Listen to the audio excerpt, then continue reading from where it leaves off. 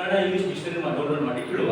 so ಕೆಲವೊಂದು ಸಲ ನಾವು ಎಲ್ಲರಿಗೂ ಎಲ್ಲ ಓದಿಸ್ಲಿಕ್ಕೆ ಆಗದಿದ್ದಾಗ let the child find the